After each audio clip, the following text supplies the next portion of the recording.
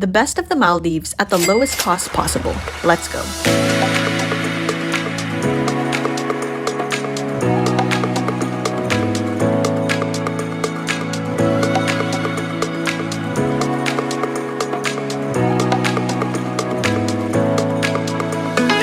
When you think of the Maldives, you think luxury. And it's true, it's one of the most expensive destinations in the entire world. But what if you can experience this luxurious country at only half the price? My name is Angelica Wanders. And I'm Aileen Wanders, and welcome to another episode of Where Can You Travel on a Budget? I always thought that the Maldives is for the rich and the famous, and I never thought that a budget traveler like me could ever visit this beautiful country. But I proved myself wrong. We slept in a water villa, we swam with sharks, we rode a bicycle to a luxury resort, took a bubble bath with a view, and we woke up to the Indian Ocean. We had the ultimate Maldives experience, and we only spent.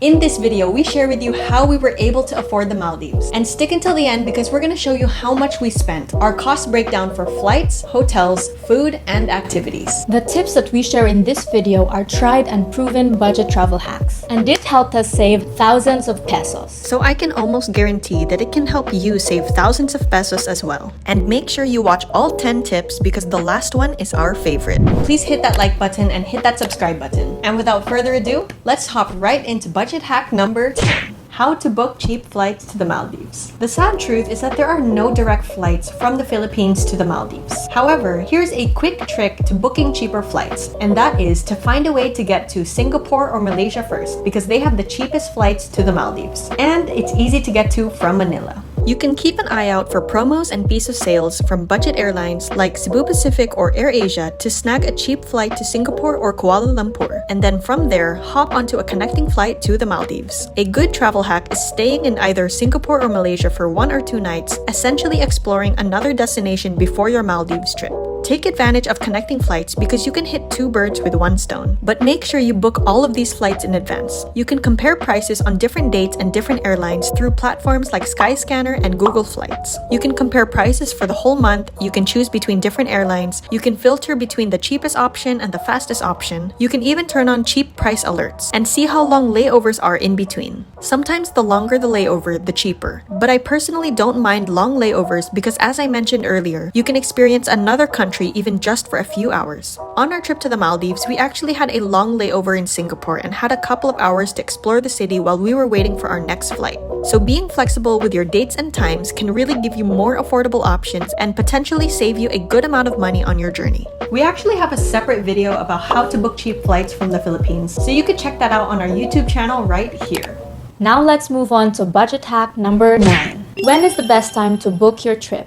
People always say book for the off-season because it's cheaper, but most of the time, off-season means terrible weather. It would suck if you can't witness the bluest waters in the world and just imagine walking around your resort in the pouring rain. Now, on the other hand, you also don't want to book for the peak season because for sure the prices are higher. So if you shouldn't book for the off-season and you shouldn't book for the peak season, then when should you book? So budget hack number 9 is to book a month before the peak season or 1 month after the peak season. Not during, but near. Meaning, the weather isn't too bad, the prices aren't too high, and you'll see lesser crowds. Generally, the best time to visit the Maldives is from November to April, so we actually booked our flight right before that, which was October. To be fair, it did rain a little bit, but most of the time we got sunshine. Now for budget hack number 8. Where is the best place to stay in the Maldives? There are over thousands of islands in the Maldives, and when I was searching for a place to stay, it was too overwhelming because there were just too many resorts to choose from. So let me save you some time and make it easy for you. Budget hack number 8 is to book your accommodation at Maafushi Island. This is the most popular island for budget travelers and backpackers.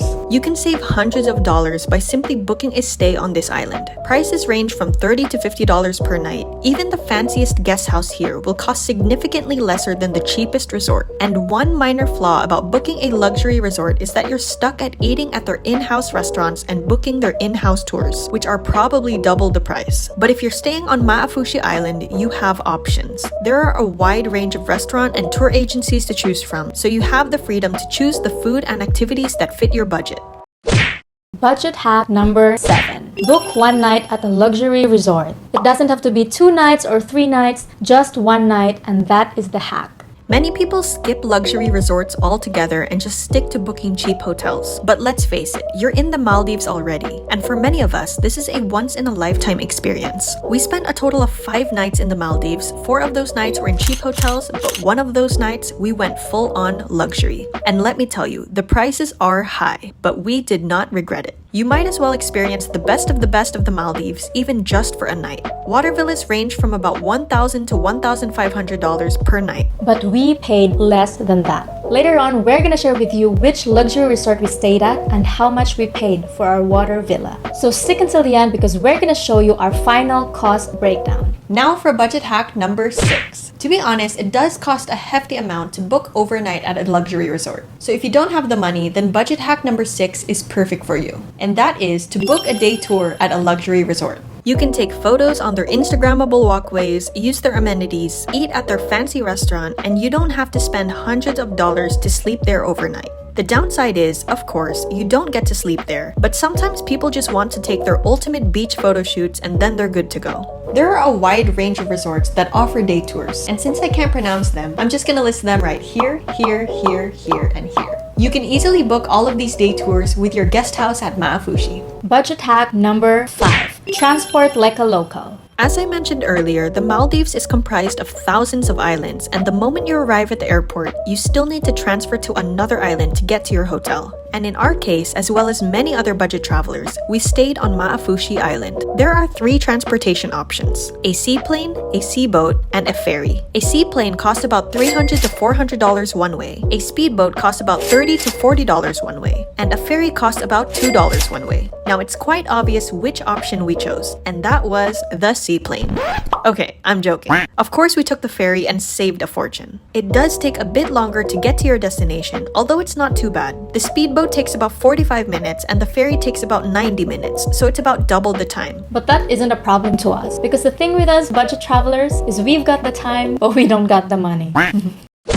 Budget hack number 4. Eat like a local. Majority of guest houses and hotels offer free breakfast buffet for their guests. So hey, that's a free meal right there. Now all you gotta think about is lunch and dinner. So Maafushi Island is still considered a tourist hub, meaning some restaurants have increased their prices for tourists. But don't worry, because we did the research to find the best affordable restaurants in Maafushi Island. And to save you the time, these are the ones we found. Feel free to screenshot or save this list for your future trip to the Maldives. Budget hack number 3. Book cheap activities and excursions. Do not book activities with a luxury resort because it will be expensive. You can simply walk around Maafushi Island and a number of tour agencies will be offering you all kinds of water sports and equipment rentals. You can compare prices and choose the one that fits your budget. There's parasailing, kayaking, jet skiing, wakeboarding, etc. But if you're feeling a little more adventurous, you can do some underwater activities like swimming with sharks, turtles, manta rays, and dolphins. My all-time favorite thing to do in the Maldives was swimming with sharks, and we only paid $50 for this day tour. Imagine, only $50 and you get to tick something off your bucket list. Totally worth it.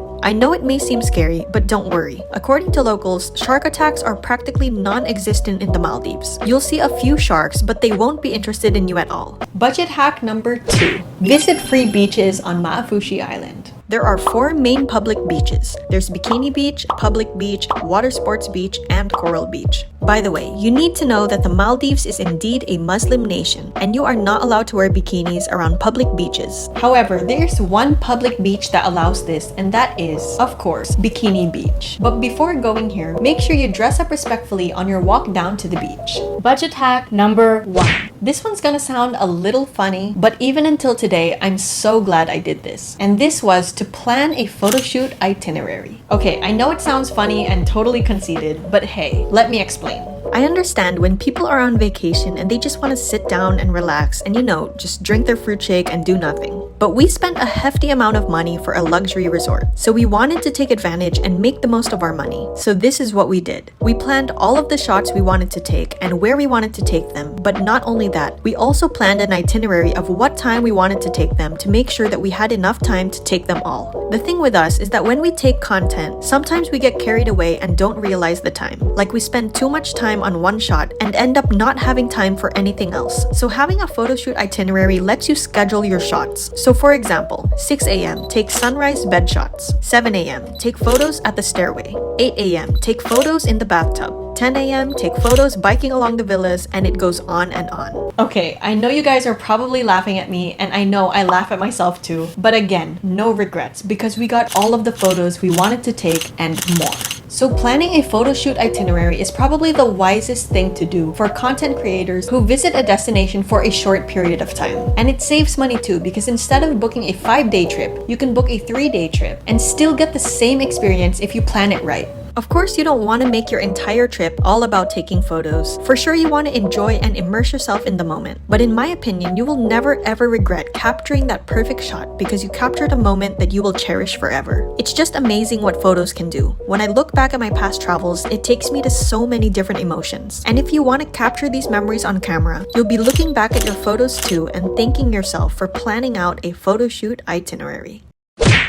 So there you have it. Those were our top 10 budget travel hacks, Maldives edition. But before I give you our cost breakdown, you need to know a sad reality about the Maldives. A few decades from now, the Maldives may no longer exist. According to ABC News, about 80% of the Maldives will be submerged underwater by the year 2050 due to global warming. So if the Maldives is on your bucket list, this might be your sign to go or you might never get the chance again. So book your flights, book your hotels, and visit this dream destination as soon as possible. Also, feel free to save this video for future reference. Now for our cost breakdown. Just a disclaimer, prices may have changed over the years and you will have to wait for some flight and hotel promos like we did. However, the travel hacks and concepts that we shared with you in this video can still be used even until today. Our entire itinerary is listed in the description down below, so feel free to copy exactly what we did. So let's begin. For our flights, we booked with Scoot Air and paid $318 per head round trip for a connecting flight from Manila with a layover in Singapore. It was a super sale and we booked this ahead of time. Upon checking, Scoot lessened their flights to the Maldives, so I would suggest checking Skyscanner for other airline options. For our accommodations, we spent $409 per head for 5 nights total. That's 4 nights in budget hotels and 1 night in a luxury resort.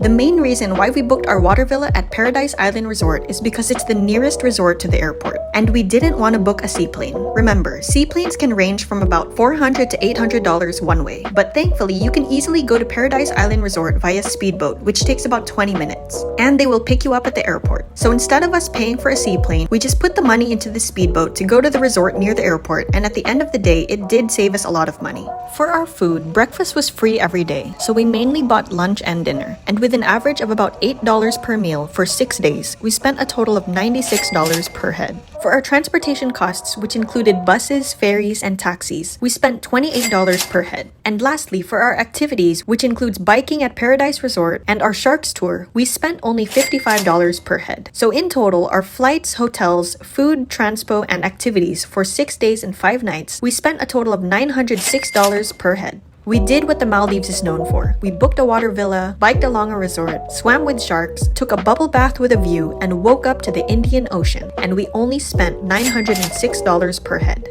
So that was Maldives on a budget. If this video helped you in any way, please hit that like button and comment down below if you're going to the Maldives anytime soon. Or if you have any more questions about our itinerary, feel free to comment down below and we'll try to answer them as soon as possible. Always remember guys, travel does not have to be expensive. On this channel, we teach you how to save money when traveling, how to make money when traveling, how to book cheap flights, cheap hotels, and just a whole lot of travel hacks. So if you want to travel around the world in the easiest and most affordable way possible, then this channel is perfect for you. So hit that subscribe button and that notification bell below. Lastly, please share this video with your partner because nothing is better than traveling to the Maldives with the love of your life. So, until next time, this is Angelica Wanders. This is Aileen Wanders. Never stop wondering.